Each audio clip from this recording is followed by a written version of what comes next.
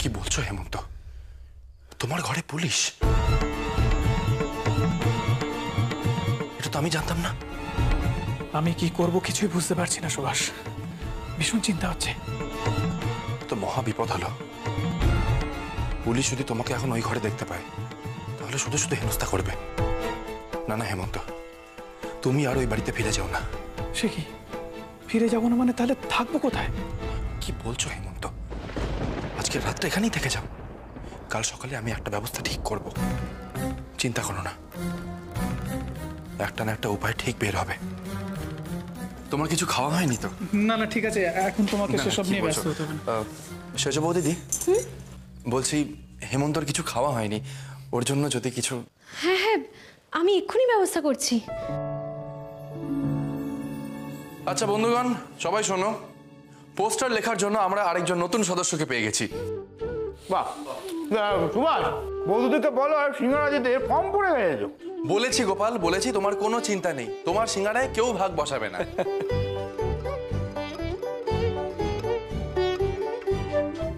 এসো। সুভাষ, আর একটা সমস্যা আছে। কি? স্বদেশী দলের টাকার খুব দরকার হয়ে পড়েছে, আর সেটা একটা দুটো টাকা নয়, বেশ অনেকগুলো টাকা। আমাদের কিছু একটা করতেই হবে। আমরা চেষ্টা করলে কিছু টাকা সংগ্রহ করতে পারবো, কিন্তু তাতে কোনো লাভ হবে বলে তো মনে হয় না। বলছো তো অনেক টাকার প্রয়োজন। বেশ অনেকটাই টাকা।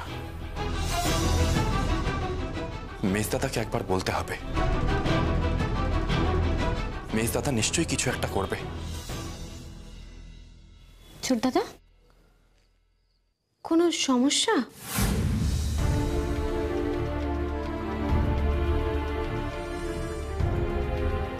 হ্যাঁ, আসলে হেমন্ত দূর থেকে তোমার হাতের রেকাবিটা দেখে ফেলেছিল। ও বলছে এত কম খাবারে ওর হবে না, ওর আরো খাবার লাগবে। দেখলে, পেটুক নাম কেবল আমার নয়।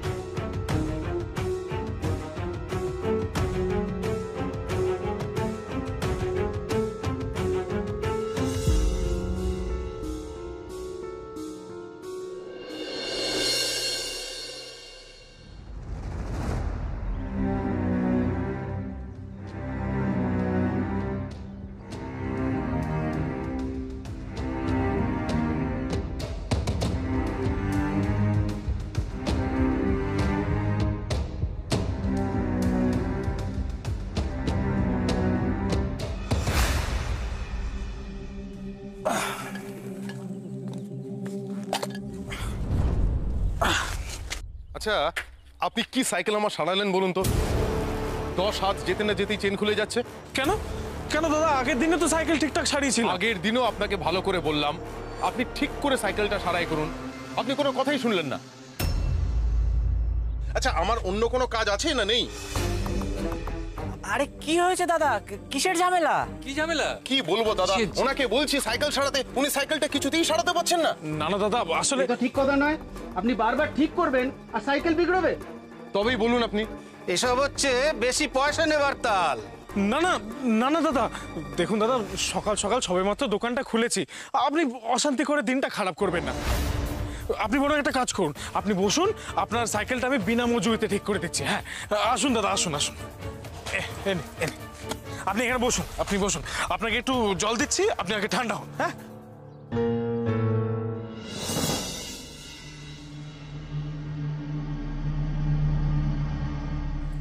বলছি আপনারা আর দাঁড়িয়ে দাঁড়িয়ে কি করবেন? বলছে তো নাকি সারিয়ে দেবে, তাহলে আপনারা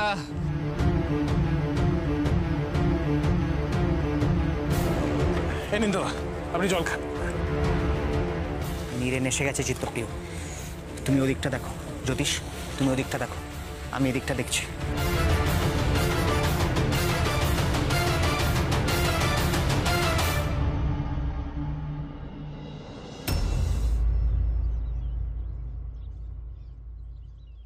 ভালো খবর আছে যতীনদা। কি খবর নিলেন? পুলিশের নজর এড়িয়ে হরি অ্যান্ড সন্স কোম্পানির কলকাতা দোকানের সমস্ত তথ্য সরিয়ে নিয়ে যাওয়া গেছে। বাহ, খুব ভালো। এখানে আমি বলে দিয়েছি দোকান খালি করতে। আর ওদিকে কলকাতার অভ্যুত্থানের কি খবর? অভ্যুত্থানের দিন বিপিন বিহারী দা ফোর্ট উইলিয়াম দখল করার প্রস্তুতি নিচ্ছেন। ওদিকে পূর্ববঙ্গের সমস্ত স্বদেশীরা খুব নিপুণভাবে কাজ করে চলেছে। আর একটা ভালো খবর দাদা, সেটা হচ্ছে উত্তর ভারত থেকে রাসবিহারীদা খবর পাঠিয়েছেন ওনার প্রথম পদক্ষেপ সফল হয়েছে।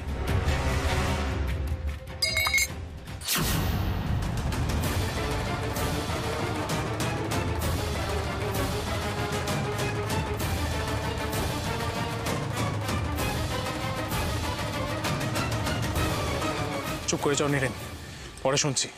আমার দোকানের কাজের ছেলেটা এদিকেই আসছে।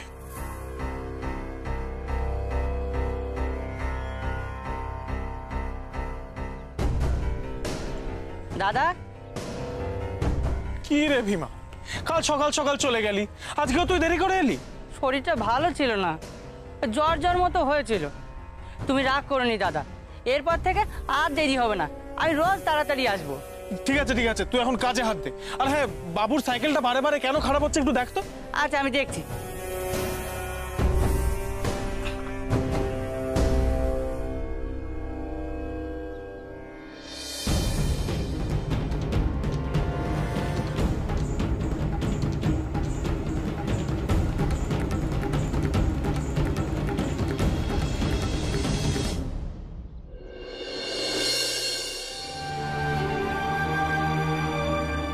মেজ দাদা, আয় ভেতরে।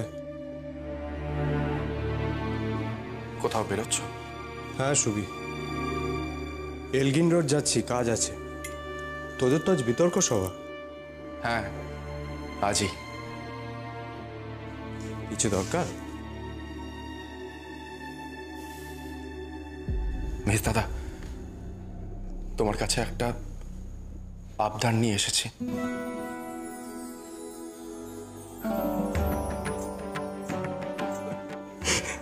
হাসছো যে?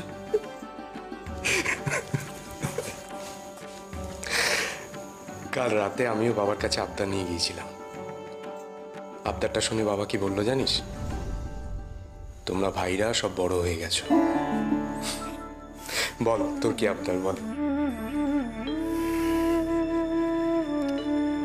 একটা সমস্যা হয়েছে মেজ দাদা। স্বদেশীদের খুব টাকার প্রয়োজন। এই খবরটাই হেমন্ত দিতে এসেছে। বেশ অনেক টাকার প্রয়োজন মেজ দাদা। আর এই কথাটা তো আমি তোমায় ছাড়া অনেক টাকা মানে? অনেক টাকা মানে কত টাকা? তা কি নির্দিষ্ট করে বলা যায় মেজ দাদা? হেমন্ত তো বলছে অনেক টাকার প্রয়োজন।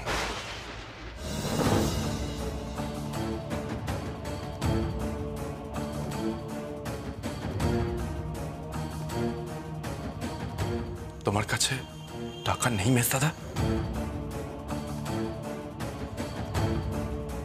নেই তা নয়,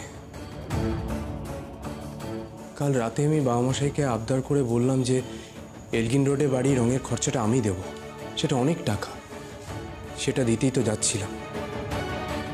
এদিকে বাবা মশাই রং করার জন্য যে টাকাটা রেখেছিলেন সেটা লাগবে না দেখে ঠিক করলেন সেবা সমিতিতে দিয়ে দেবেন।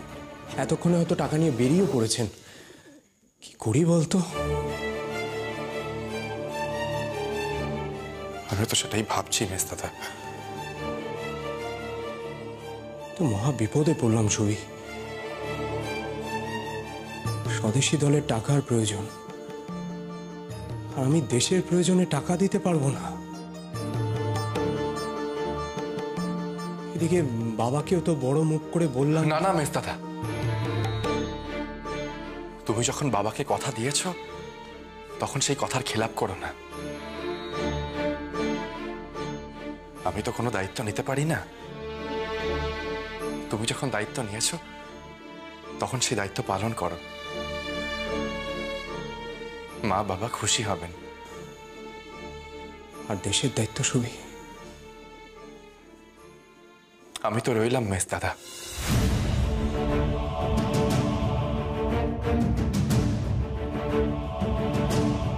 দেখি টাকাগুলো কি করে জোগাড় করি।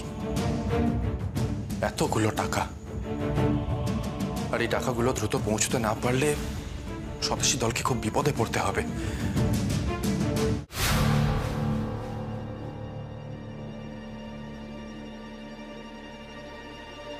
দাদা, এতগুলো টাকা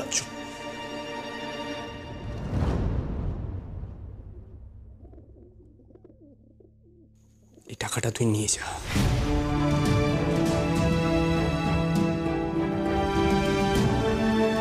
কি করে হবে মেস দাদা?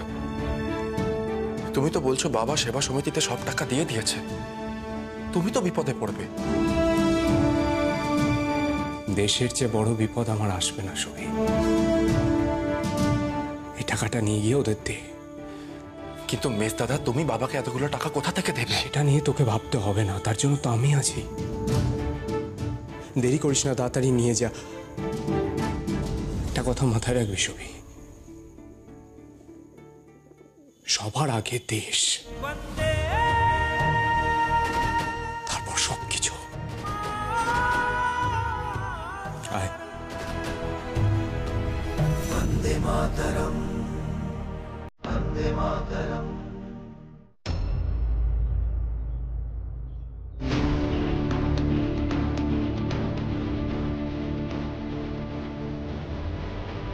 रासू जी, एक बात आपको बतानी पड़ेगी।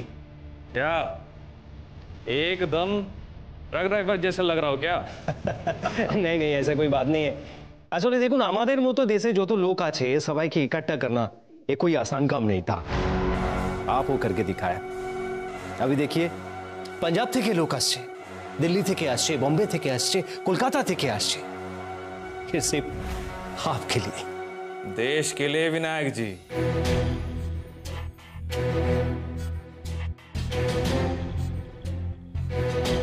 দেখুন রাসুজি, এক একটা দলের এক এক রকম সোচ আছে, তাদের মধ্যে বিরোধ भी আছে, কিন্তু তারা কেউ ভয় করে না। দেখুন রাসুজি, দেশের সেনাদেরকে, দেশের পুলিশদেরকে আপনি দেশের পক্ষে নিয়ে এসেছেন। এ কোনো সহজ কাজ ছিল না। ও আপ করকে দেখায়। না বিনায়ক জি, এখনো কিচ্ছু সফল হয়নি। সফলতা মানে স্বাধীনতা।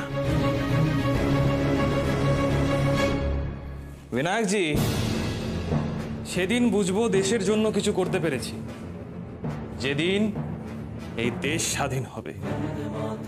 আজাদি চাইয়ে হবে। হ্যাঁ রাসনা, ভাইয়ের চিতাবর্ষ এখনো সাথে রেখেছি।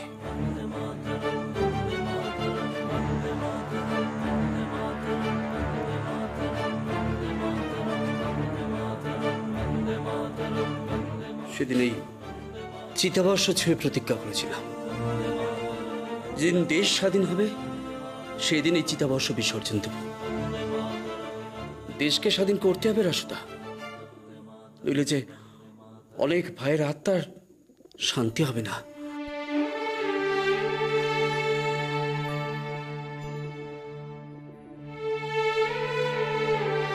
সচিন, এটা তোমার দুর্বলতা নয়, এটা তোমার শক্তি।